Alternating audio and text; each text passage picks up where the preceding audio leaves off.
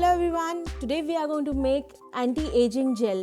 This recipe requires a glass beaker, a stirrer and a weighing scale.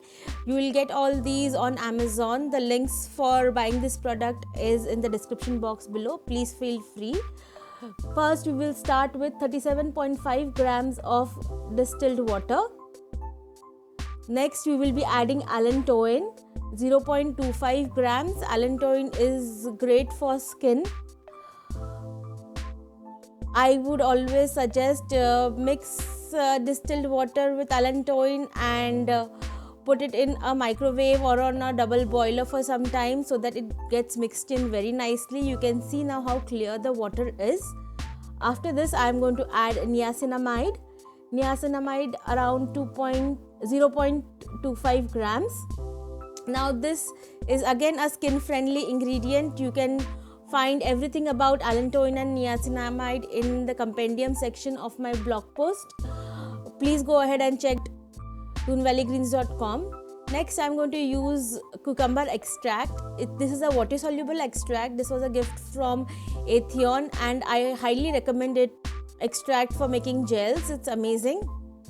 I really like it. You would like to use water soluble one. The next ingredient is a star ingredient, our anti-aging extract. This is again also a water soluble extract. This has a lot of herbs into it like vetiver, frankincense, myrrh, geranium, sandalwood, pomegranate, neroli, avocado and rosehip. It's full packed of herbs and just one extract does the trick.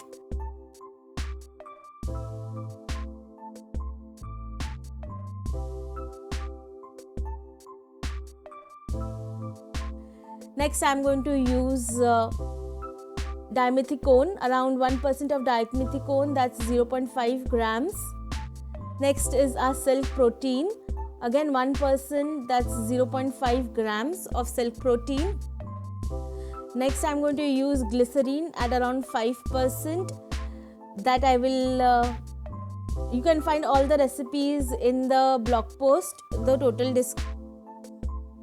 the blog post.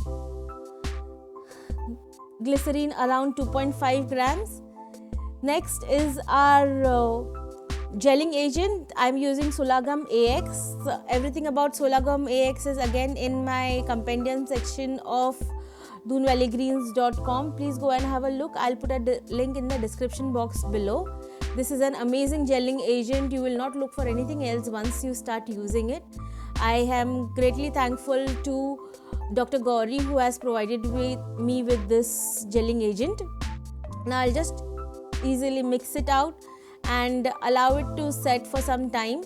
Usually it takes 15 to 20 minutes, and once my thing is done, I'm sorry I forgot to put about preservative. I have used 1% of escargot peg in this, and then I am finishing it with a dash of mica. I am using clementine mica from Micas and More, and it's an amazing coloring agent. It does not leave a residue on the skin, so I really like it.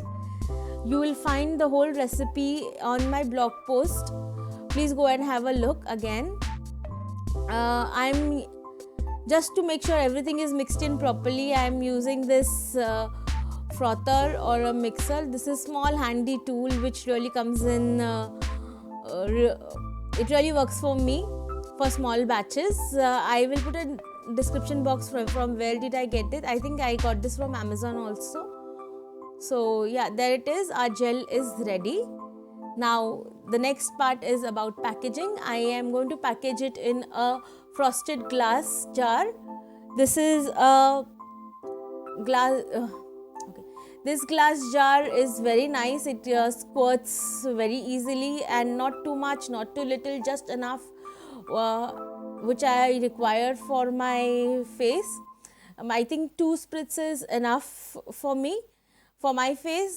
Please be conscious about what your face, how much your face will require, but I think it's good enough. 2 spritz is good enough. I think the color has come out very lovely. It's beautiful color.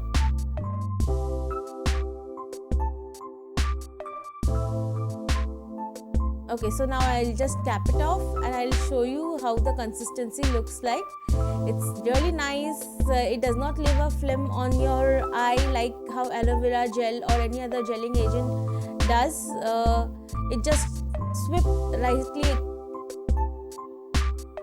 gets absorbed in your skin. You can see the consistency here. It's very nice, thick, and yet not so thick, so that becomes heavy on your skin. And yeah, there you go. If you like my channel, please give me a thumbs up and subscribe to my channel.